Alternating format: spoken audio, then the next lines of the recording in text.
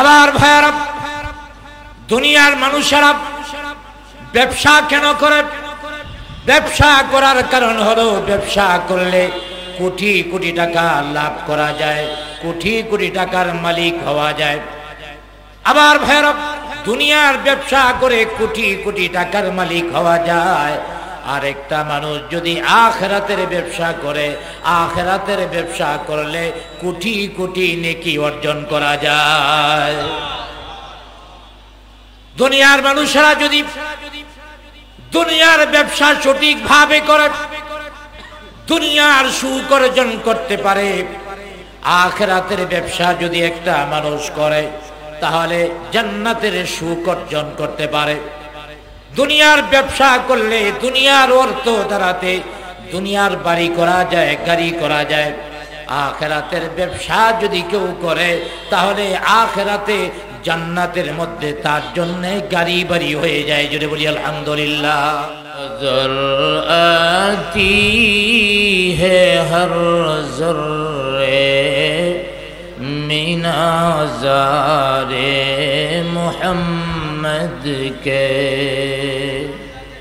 কমর মে শমস है, हर गुल में है जलवे मोहम्मद के। न दौलत की न ख्वाही की न हुरू की तलब मुझको, न दौलत की न ख्वाही की न हुरू की तलब मुझको, न लो सारे खुदाई भी, न लो सारे खुदाई भी, पेराउद प्यारे मोहम्मद के।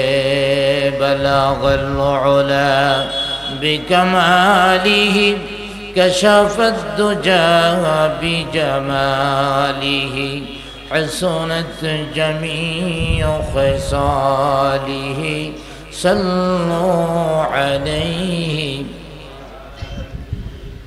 কোনাপাড়া কারিবিয়া মাদ্রাসার উদ্যোগে দ্বিতীয় বার্ষিক ওয়াজ মাহফিল ও হালকা জিকির প্রধান অতিথি হিসেবে আসছেন দেশ ও দেশের বাহিরের লক্ষ কোটি মানুষের আধ্যাত্মিক রাহবর, বিশিষ্ট আলেমে দ্বীন, নায়েবে আমিরুল মুজাহিদিন, শেখুল হাদিস আলহাজ হযরত মাওলানা মুফতি সৈয়দ মোহাম্মদ ফৈজুল করিম শেখে চরমোনাই, এবং আজকের সভাপতি হিসেবে আছেন জনাব আলহাজ উবাইদুল্লাহ হিমু খান, এবং আমার পূর্বে আলোচনা করেছেন বিশিষ্ট আলেমে দ্বীন হযরত মাওলানা মাহবুবুর রহমান জিহাদি সাহেব সহ হযরত উলামায়ে কেরাম, অত্র এলাকা থেকে আগত হযরত মুরব্বিয়ানে ইযাম, সমবয়স্ক যুবক ভাইয়েরা, পর্দার আড়ালের শ্রদ্ধেয়া মা ও বোনেরা, প্রথমেই আল্লাহ সুবহানাহু তাআলার অসংখ্য অগণিত শুকর আদায় করি। আল্লাহ রাব্বুল আলামিন আমাদেরকে বিভিন্ন ব্যস্ততা থেকে মুক্ত হয়ে সুন্দর পরিবেশে দ্বীনি মজলিসে, নেকি অর্জন করার মজলিসে আসার বসার তৌফিক দান করেছেন। সকলে একবার বলি আলহামদুলিল্লাহ। আজকে আমি সূরা সাফ থেকে দুইটি আয়াত কারীমা তেলাওয়াত করেছি, 10 এবং 11। এই দুইটি আয়াতের ভিত্তিতেই যতটুকু সম্ভব আলোচনা করার চেষ্টা করব, আল্লাহ পাক যদি তৌফিক দান করেন। আমরা সবাই যেন আমলের নিয়তে আলোচনা শুনতে পারি, আমিও আলোচনা আমলের নিয়তে করতে পারি। আল্লাহ তৌফিক দান করুন, সকলে বলি আমিন। এই দুইটি আয়াতের মধ্যে আল্লাহ রাব্বুল আলামিন ইমানদারদেরকে ডাক দিয়া একটা ব্যবসার কথা বলেছেন। আমার ভাইয়েরা, ব্যবসা আমাদের দেশের মানুষেরা পছন্দ করে কি করে না? কারণ ব্যবসা করলে তাড়াতাড়ি বড়লোক হওয়া যায়।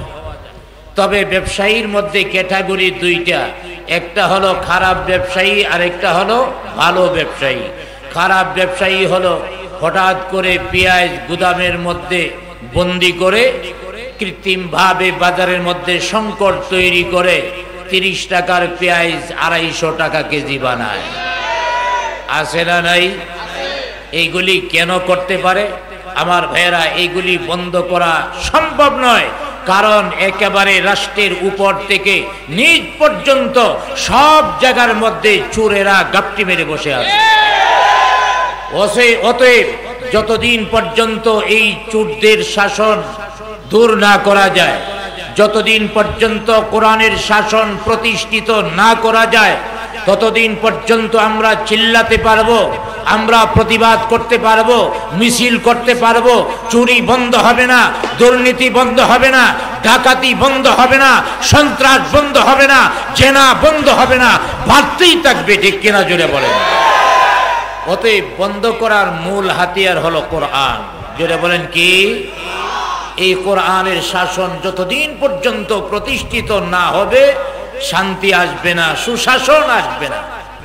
তো ব্যবসাকে মানুষ ভালোবাসে, তবে যারা বৈধ ব্যবসায়ী তাদের জন্য রয়েছে পুরস্কার, আর যারা খারাপ ব্যবসায়ী তাদের জন্য রয়েছে মহা যন্ত্রণাদায়ক শাস্তি।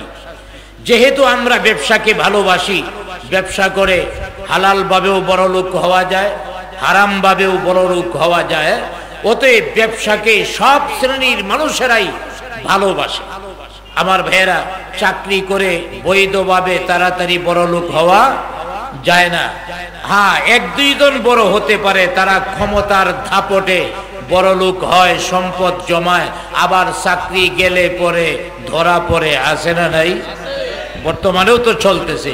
দুনিয়ার মধ্যেই যদি ধরা পড়ে, সামান্য চেয়ারটা পরিবর্তন হওয়ার পরেই, চেয়ারটা যখন ছেড়ে দিয়েছে তখন চোরের মুখোশ উন্মোচিত হয়ে গেছে। দুনিয়ার মধ্যেই যদি উন্মোচিত হয়, আখিরাতে হবে কি হবে না? এই জন্য আল্লাহ পাক দুনিয়ার মানুষকে ব্যবসা শিখিয়ে দিচ্ছেন, কি ব্যবসা করতে হবে। আল্লাহ রাব্বুল আলামিন বলেন, ইয়া আইয়ুহাল্লাযীনা আমানু হাল আদুল্লুকুম আলা তিজারা। আল্লাহ রাব্বুল আলামিন বলছেন, হে ঈমানদারেরা, হাল আদুল্লুকুম আলা তিজারা, আমি কি তোমাদেরকে এমন একটা ব্যবসা শিক্ষা দেব, এমন একটা ব্যবসার কথা বলবো যে ব্যবসা করলে যন্ত্রণাদায়ক শাস্তি থেকে মুক্তি পাওয়া যায়। জোরে বলি সুবহানাল্লাহ। আলা তিজারাতিন তুনজিকুম মিন আযাবিন আলীম। তুনজিকুম মিন আযাবিন আলীম, যে ব্যবসা তোমাদেরকে যন্ত্রণাদায়ক শাস্তি থেকে মুক্তি দান করবে, সেই ব্যবসা আল্লাহ পাক ঈমানদারদেরকে শিখাতে যাচ্ছেন। সেই ব্যবসাটা কি? তুমিনুনা বিল্লাহি ওয়া রাসূলিহি ওয়া তুজাহিদুনা ফি সাবিলিল্লাহ বিআমওয়ালিকুম ওয়া আনফুসিকুম যালিকুম খায়রুল লাকুম ইন কুনতুম তা'লামুন। আল্লাহ রাব্বুল আলামিন বলছেন, হ্যাঁ দুনিয়ার মানুষেরা, তোমাদেরকে কি আমি এমন একটা ব্যবসার কথা শিক্ষা দিব যে ব্যবসা তোমাদেরকে জাহান্নামের আগুন থেকে মুক্তি দিবে। সেই ব্যবসাটা কি? 1 নাম্বার হলো তুমিনুনা বিল্লাহ। 1 নাম্বার, তোমরা আল্লাহর উপরে ঈমান আনবে। জুড়ে বলেন, কার উপরে ঈমান? 1 নাম্বার হলো আল্লাহর উপরে তোমরা ঈমান আনবে। আর 2 নাম্বার হলো ওয়া তুজাহিদুনা ফি সাবিলিল্লাহ। আর 2 নাম্বার, তোমরা আল্লাহর রাস্তায় জিহাদ করবে। এক নাম্বার হলো ঈমান আনবে, দ্বিতীয় নাম্বার আল্লাহর রাস্তায় জিহাদ করবে। বর্তমান পৃথিবীতে আমার ভাইরা, আমাদের দেশে এবং আমাদের বাহিরে আজ জিহাদটাকে সন্ত্রাসবাদ হিসাবে পৃথিবীবাসীর সামনে উপস্থাপন করার চেষ্টা চলছে। আমার ভাইরা, জিহাদ আর সন্ত্রাস এক নয়। জিহাদ হলো এমন একটা বিষয়, জিহাদের মাধ্যমে শান্তি প্রতিষ্ঠিত হয়, আর সন্ত্রাসের মাধ্যমে শান্তি বিঘ্নিত হয়। জিহাদ হলো একটা অপারেশনের মতো। আবার ভাইরা, একজন রোগীকে মেডিকেলে নিয়ে গেছে, এখন দেখছে হাতের মধ্যে এমন একটা ভাইরাস, তার হাতটা কবজি পর্যন্ত কেটে ফেলে দিতে হবে, বা কনি পর্যন্ত কেটে ফেলে দিতে হবে, একটা নির্দিষ্ট অংশ কেটে ফেলে দিতে হবে। এখন রোগী বা রোগীর আত্মীয় স্বজন যদি বলে, ডাক্তার সাহেব আপনার কাছে নিয়ে এসেছিলাম ভালো বানাবার জন্যে, আপনি হাত কেটে ফেলাই দেবেন, কোন ধরনের চিকিৎসা? তাহলে ডাক্তার চিকিৎসা করবে না বলবে তুমি বাড়িতে নিয়ে নিজে নিজে চিকিৎসা করো? আবার ভাইরা, ডাক্তার কেটে ফেলে দিলে সে বাঁচবে, অন্যথায় সেই ভাইরাস সারা শরীরে আক্রান্ত করবে।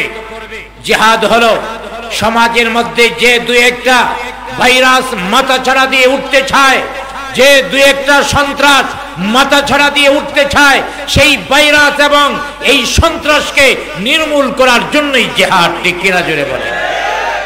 অতএব জিহাদ সন্ত্রাস নয়, জিহাদ এসেছে শান্তির জন্যে।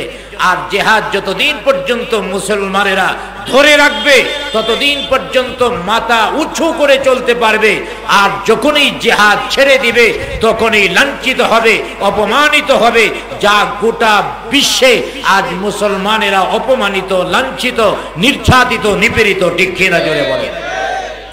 আমার ভাইরা, আজ ফিলিস্তিনে কিভাবে নির্মম ভাবে হত্যা চালানো হচ্ছে এটা আপনারা সবাই জানেন, খবরের মাধ্যমে বিভিন্ন ভাবে আপনারা সবাই জানেন। প্রায় 40,000-এর মতো মানুষ তারা মেরে শহীদ করে ফেলেছে, লক্ষাধিকের উপরে পঙ্গু হয়ে গেছে। একমাত্র হামাসের কয়েক হাজার সদস্য রুখে দাঁড়িয়েছে। আমার ভাইরা, জিহাদ কেমন জিনিস দেখেন, মুসলমানেরা যখন রুখে দাঁড়ায় তখন আস্তে আস্তে শয়তানি শক্তি যতই শক্তিশালী হোক, এরা আস্তে আস্তে দুর্বল হয়ে যায়, সাহস হারিয়ে ফেলে। ঠিক কিনা জোরে বলে? আমার ভাইরা, কিন্তু মুসলিম শাসক যারা আছে তারা এখনো পর্যন্ত পশ্চিমাদের চাটুকারিতায় লিপ্ত আছে। যাও উপরে উপরে কিছু বলে, কিন্তু বাস্তবে কোনো পদক্ষেপ মুসলিম সরকারগুলি নিচ্ছে না। ঠিক কিনা জোরে বলে? অথচ ইরানে আক্রমণ করার জন্য আমেরিকা ডাক দিছে, গোটা পৃথিবীর দেশগুলি গেছে, মুসলিম দেশও গেছে, এমনকি আমাদের এই সোনার বাংলাদেশের সৈন্যরা যায় ইরাকের মুসলমানদের মেরেছে। ঠিক কিনা জোরে বলে? আমাদের দেশের সৈন্যরা আফগানিস্তানের মুসলমানদের মেরেছে, কিন্তু আজ মুসলমানদের মারছে, এর জন্য সংঘবদ্ধ হতে পারছে না। অনেকে হয়তো বলবেন, হুজুর কিভাবে মুসলিম সরকারগুলি মাথা চড়া দিয়ে উঠবে? কারণ আমেরিকা স্বয়ং তাদেরকে সহযোগিতা করছে, আর আমেরিকা হলো পৃথিবীর মধ্যে সবচেয়ে সুপ্রিম পাওয়ারের অধিকারী, সবচেয়ে ক্ষমতাধর, তার বিরুদ্ধে যুদ্ধ করে পারা যাবে না। আমার ভাইয়েরা, আমি বলি মুসলমানেরা যদি ঐক্যবদ্ধ হয়ে যায়, সবগুলি মুসলিম দেশ ঐক্যবদ্ধ হয়ে যায়, গোটা পৃথিবীতে আমেরিকার আর কোনো মাতবরি থাকবে না। যারা বিশেষজ্ঞ বুদ্ধিজীবী ওরা বলবে আসলে আলেম ওলামাদের বুদ্ধি নাই, এরা বাস্তবতা বলতে কিছুই বুঝে না। কই আমেরিকা পারমাণবিক শক্তিধর রাষ্ট্র, তাদের বিরুদ্ধে মুসলমানরা কি করবে? আমার ভাইয়েরা, তাইলে বাস্তব একটা উদাহরণ পেশ করি। বর্তমান যুদ্ধ কিন্তু আকাশপথে যুদ্ধ, আকাশ দিয়ে আইসা মাইরা যায়। এখন মুসলিম দেশ যদি ঐক্যবদ্ধ হয় আর তারা প্রতিজ্ঞাবদ্ধ হয়, এক ফোঁটা তেল আর আমেরিকাকে দেওয়া হবে না, পশ্চিমাদেরকে দেওয়া হবে না। আমার ভাইয়েরা, মুসলিম শাসকরা যদি একমত হয় আর জ্বালানি আমরা পশ্চিমাদের দেব না, আমেরিকাকে দেব না, আমেরিকার আকাশে জাহাজ উড়বে না, আমেরিকার রাস্তায় গাড়ি চলবে না। ঠিক কিনা জোরে বলে? বিমান যদি না চলে আক্রমণ করব কিভাবে? বিমান না চললে তো আক্রমণ করতে পারবে না, তাইলে আসতে হবে স্থলপথে। স্থলপথে মুসলমানদের সাথে যুদ্ধ করবে এমন কোন শক্তি পৃথিবীতে কখনো ছিল না, আর এখনো নাই, ভবিষ্যতেও জন্ম নেবে না। ঠিক কিনা জোরে বলে? কারণ সামনাসামনি যুদ্ধ মুসলমানের সাথে টিকতে পারে না। আমি পূর্বের ইতিহাস বাদই দিলাম, সাহাবে কেরামের কথা বাদই দিলাম, এই সমসাময়িক সময়ে ইতিহাস যদি ধরি, আমার ভাইয়েরা, আফগানিস্তানের মুসলমানেরা রাশিয়াকে পিটায়া আফগানিস্তান থেকে তাড়াইছে না? আবার ভাইয়েরা, তারপরে আসলো আমেরিকা। আমেরিকার বিরুদ্ধে তো আকাশপথে তালেবানরা যুদ্ধ করে নাই, তালেবানরা সামনে দাঁড়ায়া বুক ফোলায়া তারা যুদ্ধ করেছে। আমেরিকা টিকতে পারে নাই, ভিজা ইঁদুরের মতো পালাইতে হয়েছে। ঠিক কিনা জোরে বলে? এবং দালালরাও পালাইতে হয়েছে, এমনকি বিমানের ছাদে উঠেও পালাইতে চাইছে। এ ডেমরার বাস মনে করছে আর কি, ছাদের উপরে উঠছে। আমার ভাইয়েরা, কারণ দালালরা জানে আমাদের রেহাই নাই। শয়তানি শক্তির যারা তারা ভয় পায়। এই ইসরায়েলিরা এখন অনেক সৈন্য পাগল হয়ে গেছে, কেউ নিজেরা নিজেদের মারে, যুদ্ধে যাইতে চায় না। তাইলে বোঝা গেল স্থলপথে মুসলমানদের সাথে কেউ পারবে না। মুসলিম সরকারগুলি যদি এখনো ঐক্যবদ্ধ হয়, আমেরিকা সাহায্য বন্ধ করো, ইসরায়েলের পক্ষে একটা কথা বলতে পারবে না, তাহলে ইসরায়েল আর একটা বোমাও নিক্ষেপ করার সাহস পাবে না। অতএব এখনো শক্তি মুসলমানদের হাতেই আছে, কিন্তু মুসলিম সরকার যারা তারা আছে চাটুকারিতার মধ্যে, দালালির মাধ্যমে লিপ্ত। তারা আমেরিকার চাটুকারিতা করে নিজেদের স্বার্থ উদ্ধার করে ক্ষমতার মধ্যে থাকতে চায়। ঠিক কিনা জোরে বলেন? তারা ক্ষমতায় থাকতে চায় পশ্চিমাদের খুশি করে।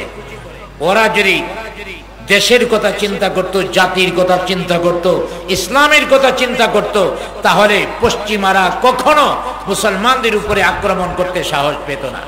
তাইলে আল্লাহ পাক মানুষকে ব্যবসা শিখাচ্ছেন। কয়টা জিনিস? দুইটা।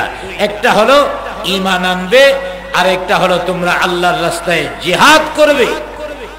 এই জিহাদ যদি করি, ঈমান যদি আনি, আল্লাহ পাক আমাদেরকে জাহান্নামের শাস্তি থেকে মুক্ত করে দিবেন। জোরে বলি আলহামদুলিল্লাহ। অতএব এই দ্বীনের জন্য ব্যবসা করতে রাজি আছেন? আরো আওয়াজ দিয়ে বলেন, রাজি আছেন? দুনিয়ার ব্যবসার জন্য কি কি প্রয়োজন? যেহেতু ব্যবসার আলোচনা করছি, আমার ভাইয়েরা, দুনিয়ার মধ্যেও মানুষেরা ব্যবসায়িকভাবে সফলতা অর্জন করতে চায়। একটা দুনিয়াবি ব্যবসা, আর একটা হলো পরকালীন ব্যবসা, আখিরাতের ব্যবসা। দুনিয়ার ব্যবসার জন্য ভালো করে মনে রাখবেন, দুনিয়ার ব্যবসায়ীকে, একজন ব্যবসায়িক যদি সফল হতে চায়, দুনিয়ার ব্যবসার মধ্যে 10টা জিনিসের প্রয়োজন। কয়টা জিনিস? 10টা জিনিস যদি সে ফলো করে, দুনিয়ার ব্যবসার মধ্যে সফলতা অর্জন করতে পারবে। এই 10টা জিনিস যদি ফলো করে, আখিরাতের ব্যবসায়ও সে সফলতা অর্জন করতে পারবে। সুবহানাল্লাহ বলে। প্রথমেই বুঝে নেই ব্যবসা আমরা কেন করি। আবার ভাইয়ারা, দুনিয়ার মানুষেরা ব্যবসা কেন করে? ব্যবসা করার কারণ হলো, ব্যবসা করলে কোটি কোটি টাকা লাভ করা যায়, কোটি কোটি টাকার মালিক হওয়া যায়। আবার ভাইরা, দুনিয়ার ব্যবসা করে কোটি কোটি টাকার মালিক হওয়া যায়। আর একটা মানুষ যদি আখিরাতের ব্যবসা করে, আখিরাতের ব্যবসা করলে কোটি কোটি নেকি অর্জন করা যায়। দুনিয়ার মানুষেরা যদি দুনিয়ার ব্যবসা সঠিকভাবে করে, দুনিয়ার সুখ অর্জন করতে পারে, আখিরাতের ব্যবসা যদি একটা মানুষ করে, তাহলে জান্নাতের সুখ অর্জন করতে পারে। দুনিয়ার ব্যবসা করলে দুনিয়ার অর্থ দ্বারাতে দুনিয়ার বাড়ি করা যায়, গাড়ি করা যায়। আখিরাতের ব্যবসা যদি কেউ করে, তাহলে আখিরাতে জান্নাতের মধ্যে তার জন্য গাড়ি বাড়ি হয়ে যায়। জোরে বলি আলহামদুলিল্লাহ। অতএব দুনিয়ার ব্যবসার জন্য 10টা জিনিস প্রয়োজন, আখিরাতের ব্যবসার জন্য 10টা জিনিস প্রয়োজন। দুনিয়ার ব্যবসার জন্য প্রথম যে জিনিসটা প্রয়োজন, ব্যবসা শিখতে হবে। জোরে বলেন, ব্যবসা কি করতে হবে? ব্যবসা না শিখে যদি কেউ ব্যবসা দেয়, তাইলে ব্যবসা লাডে যাওয়ার সম্ভাবনা আছে না নাই? যে যে ব্যবসা বুঝে সেই ব্যবসা দিতে পারে। আপনি কম্পিউটারের ব্যবসা বুঝেন না, যদি দিয়া দেন মাইর খাইবেন। বাসের ব্যবসা যারা বুঝে না, ব্যবসা দিলে মাইর খাবে। এই জন্য ব্যবসাটাকে আগে শিখতে হবে। এই জন্য আমাদের দেশের মানুষ ব্যবসা শিখে কেমনে 30 টাকার পেঁয়াজ কেমনে 250 টাকা বিক্রি করা যাবে, ওই ব্যবসা শিখে। ঠিক কিনা জোরে বলেন? বিভিন্ন পণ্য রাতারাতি কিভাবে বাড়ায়া দেওয়া যায় সেটা শিখে। রমজান মাসে কিভাবে পণ্যের দাম বাড়ায়া দেওয়া যায় সেটা শিখে।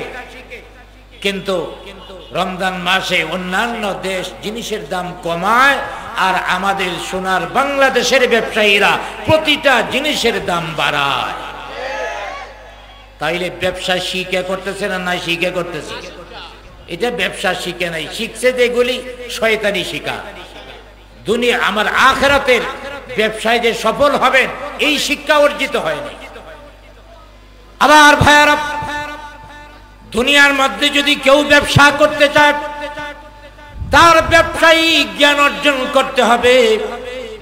বা যদি সে কিনে এই লাইনে সে অভিজ্ঞতা অর্জন করতে হবে, জ্ঞান অর্জন করতে হবে।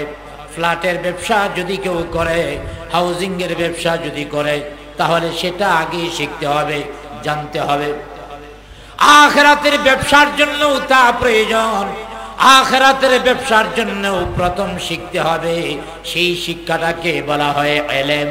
আবার ভাইয়েরা, আখিরাতের ব্যবসার জন্য 1 নম্বরে দরকার জ্ঞান বা ইলম। জুড়ে বলি আলহামদুলিল্লাহ। আবার ভাইয়েরা, আখিরাতের ব্যবসা করবেন, আপনি ইলম শিখতে হবে। কি ইলম?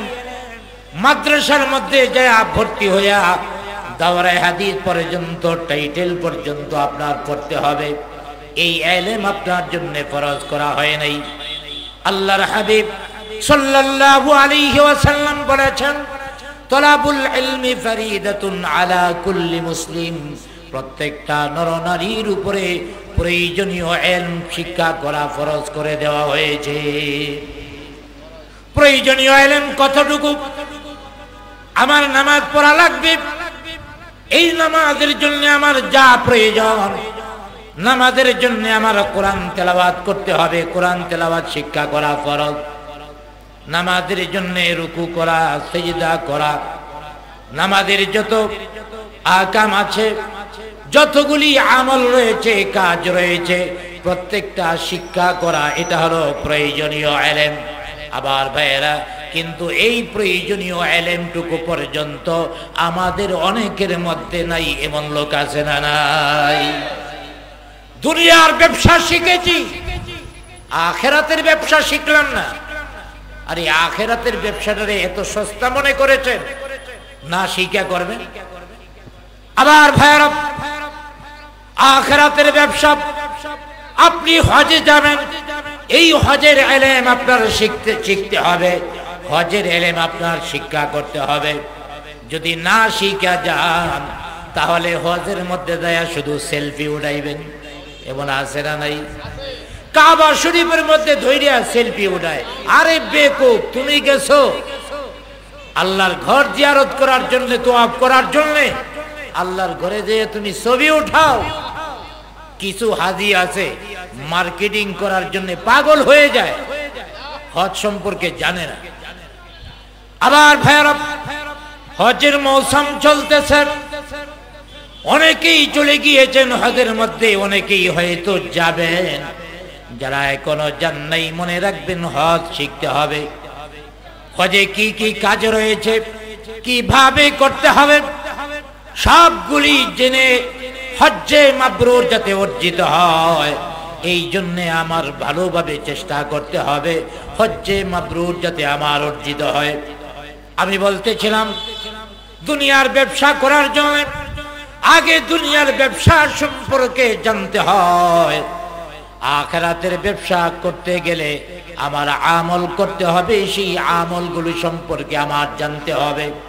এই জানাটাকে ফরজ করে দেওয়া হয়েছে। আল্লাহর হাবিব বলেছেন, প্রয়োজনীয় ইলম তোমাদের জন্য ফরজ করে দেওয়া হয়েছে। প্রয়োজনীয় ইলম সবার জন্য ফরজ। দাওরায়ে হাদিস পর্যন্ত পড়া মুফতি হওয়া, মুফাসসির হওয়া সবার জন্য ফরজ নয়। তবে একটা দল, পর্যাপ্ত একটা দল রাখতে হবে যারা দাওরে হাদিস পর্যন্ত পড়বে, মুফতি হবে, মুফাসসির হবে এবং সাধারণ মানুষকে দ্বীন সম্পর্কে বুঝাবে। ঠিক কিনা জোরে বলেন? অতএব এই জন্য মাদ্রাসাও প্রতিষ্ঠিত করতে হবে। আবার ভাইয়ারা, আখিরাতের ব্যবসার জন্য, দুনিয়ার ব্যবসার জন্য, আখিরাতের ব্যবসার জন্য একটা জিনিস প্রথম 1 নম্বরে প্রয়োজন হলো জ্ঞান অর্জন করা। দুনিয়ার ব্যবসার জন্য জ্ঞান অর্জন করা, আখিরাতের ব্যবসার জন্য জ্ঞান অর্জন করা। আর দ্বিতীয় নাম্বার ব্যবসার জন্য প্রয়োজন হলো পুঁজি। পুঁজি ছাড়া ব্যবসা হয় না। আবার ভাইরা, কারো কাছে যদি পুঁজি না থাকে ব্যবসা করা যায়?